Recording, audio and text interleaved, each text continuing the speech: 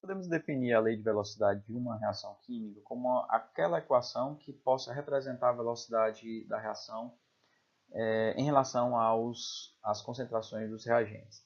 Como nós bem sabemos, ao variarmos as concentrações dos reagentes, a velocidade também varia.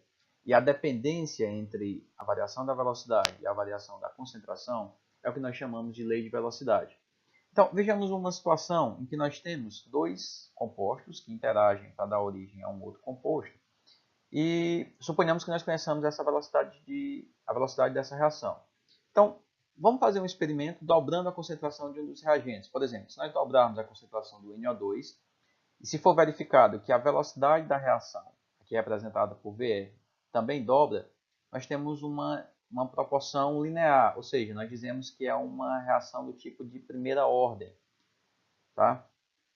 Se nós fizermos um experimento semelhante, agora variando a concentração da outra substância, o F2, dobrando também, e também verificarmos que há uma mesma proporção em relação à velocidade, quer dizer, a velocidade também dobra, nós dizemos que ela também é uma reação do tipo de primeira ordem. Quer dizer, dessa forma, nós dizemos que a velocidade da reação ela é proporcional, diretamente proporcional a essas concentrações. Podemos substituir essa proporcionalidade por uma igualdade mediante a adição de uma constante. A constante, nós chamamos aqui de K, é a constante de velocidade e que depende da temperatura. Então, nessa situação, o que nós estamos afirmando é que essa dependência linear da velocidade com as concentrações, que portanto dão aqui as ordens, as respectivas ordens reacionais, elas são do tipo de primeira ordem. Se nós tivéssemos uma situação, por exemplo, ao invés de observarmos que quando se dobra a concentração de flúor, vamos representar aqui concentração inicial, e vamos imaginar que a gente dobra isso aqui, e a gente observasse que a velocidade da reação seria 4 vezes esse valor, quer dizer, ela quadruplicasse, nós teríamos que a velocidade da reação ela seria proporcional a esse 2 aqui elevado ao quadrado. Ou seja, essa quadruplicação aqui da velocidade estaria relacionada com o processo não de primeira ordem, mas com o processo de segunda ordem. O que não é, obviamente, aqui o caso dessa reação, mas seria essa situação observada para identificar segunda ordem, terceira ordem e assim por diante. Bem, sabendo então que a constante de velocidade depende da temperatura, nós vamos perceber que a forma de expressar a constante de velocidade, ou seja, as unidades de K, depende da ordem da reação. Vejam, se nós tivermos uma reação de ordem zero, nós estamos simplesmente dizendo que a velocidade não depende da concentração de nenhum dos reagentes. Então, a unidade de K seria igual à própria unidade da velocidade, que é mol por litro por segundo. Reação de primeira ordem, nós temos unidade apenas segundo a menos 1. Segunda ordem, a unidade seria litro por mol por segundo. E terceira ordem, nós teríamos litro ao quadrado por mol ao quadrado por segundo. Tá? Bem, em relação à ordem zero, a gente pode só demonstrar aqui por meio desse gráfico a seguinte situação. Veja, se nós tivermos uma reação, por exemplo, da decomposição de uma substância qualquer, vamos chamar essa substância de B, e sabendo que o processo ocorre por meio de ordem zero, a ordem da reação é zero, significa dizer que essa concentração aqui diminui de forma constante ao longo do tempo. Então nós teríamos aqui algo constante, até chegar a um ponto que a concentração se esgotaria e ela ficaria, ou se esgotaria, ou atingiria um valor mínimo que ficaria constante. Dessa forma, a velocidade ela independe, como nós já sabemos, da concentração inicial, então ela é constante, a velocidade é constante ao longo do processo até que a reação finda, e portanto você tem a velocidade sendo igual a zero, ela atinge o valor zero. Isso seria a reação de ordem zero. Para as demais, primeira e segunda ordem, principalmente, a gente vai ver mais detalhadamente numa próxima aula. Vejam, aqui nós temos alguns exemplos em que a gente pode observar a lei de velocidade apresentada para cada uma das reações. Nessa primeira reação aqui, nós temos a conversão de um composto ao outro e nós temos aqui a lei de velocidade. Essa lei de velocidade nos diz que a ordem de reação em relação ao composto C3H6 ela é igual a 1. Então, a própria ordem global também vai ser igual a 1.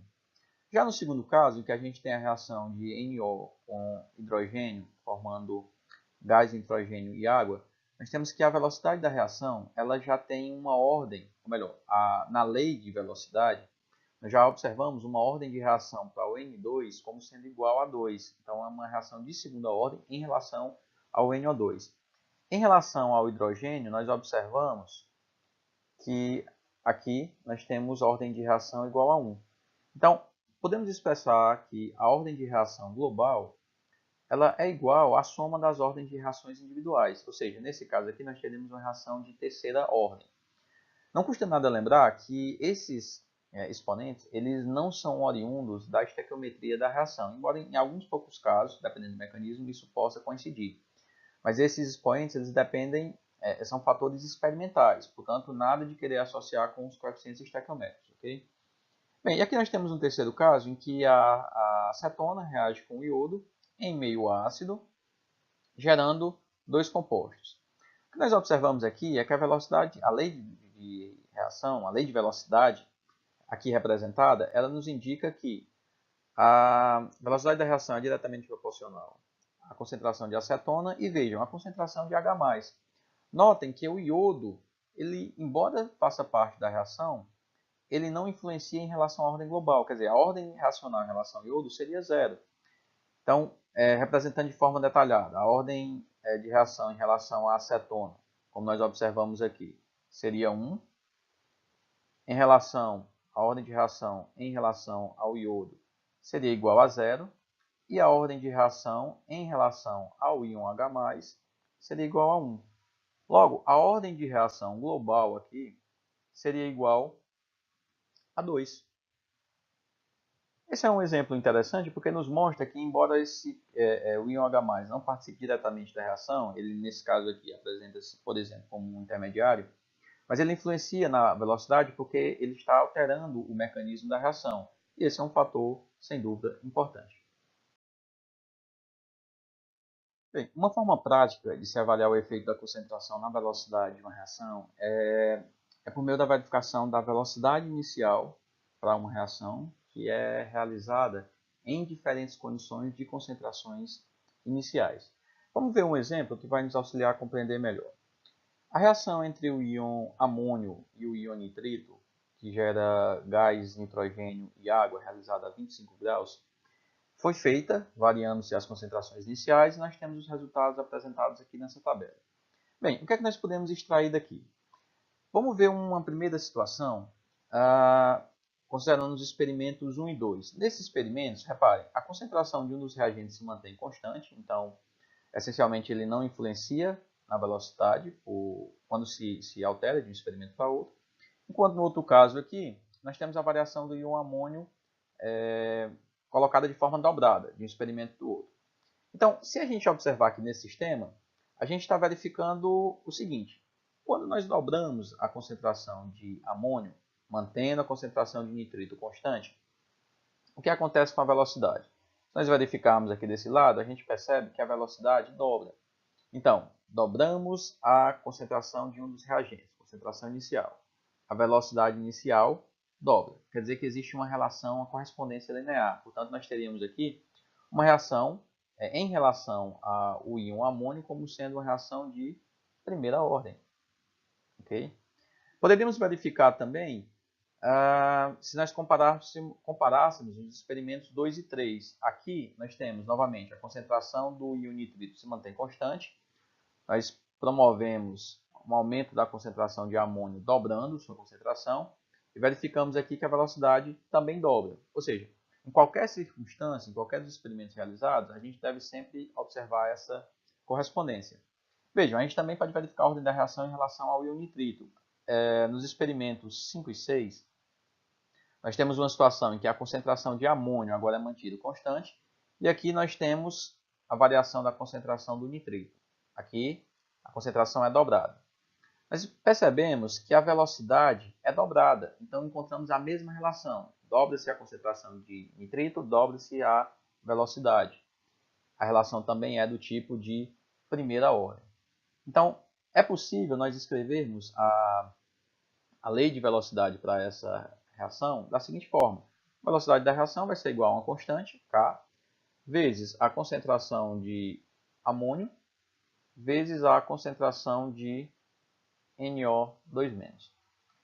Bem, como nós temos vários experimentos em que se faz a variação das concentrações iniciais e se observa o efeito na velocidade inicial, se nós substituirmos em qualquer uma dessas reações aqui, conhecendo os valores já da ordem, então vamos chamar aqui de M e N, a ordem de reação, nós basicamente identificamos esses valores, né? M igual a 1, N igual a 1, primeira ordem, primeira ordem. Então, substituindo em qualquer um desses casos, os devidos valores, nós encontramos o valor de K. Nem sempre, no entanto, vai ser tão óbvio nós conseguirmos fazer essa determinação. Então, nós estamos fazendo o uso da velocidade inicial. Vamos apresentar um outro exemplo aqui da decomposição do pentóxido de nitrogênio em NO2 e O2. Vejam, os resultados de um conjunto de experimentos realizados são apresentados aqui nesse gráfico, onde é mostrada a concentração em função do tempo. Quer dizer, a variação da concentração em função do tempo. Se nós observarmos aqui bem próximo dos primeiros tempos reacionais, ou seja, onde nós temos as primeiras velocidades, a gente vai poder observar que a velocidade ela permanece constante por um pequeno período. Então, o que é que nós podemos fazer? Vamos tentar identificar aqui as tangentes nesse espaço, na velocidade, nas concentrações identificadas nos primeiros tempos, e portanto nós temos as velocidades iniciais. Então, se a gente aplicar, dispondo dos tempos, se a gente aplicar o cálculo dessas tangentes, a gente encontra as velocidades iniciais, né? Que seriam as velocidades instantâneas em tempos iniciais, aqui mostrados nessa tabela.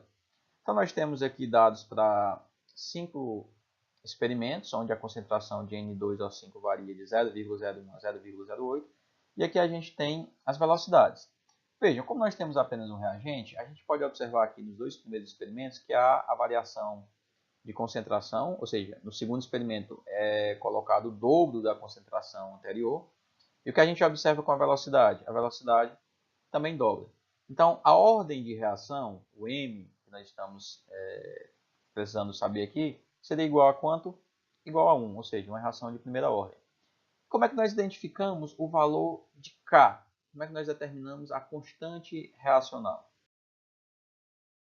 Veja, vamos colocar a tabela aqui desse lado e vamos escrever a lei de velocidade. A lei de velocidade seria a velocidade da reação é igual a K vezes a concentração do N2O5 elevado a 1, não há necessidade de representá-lo.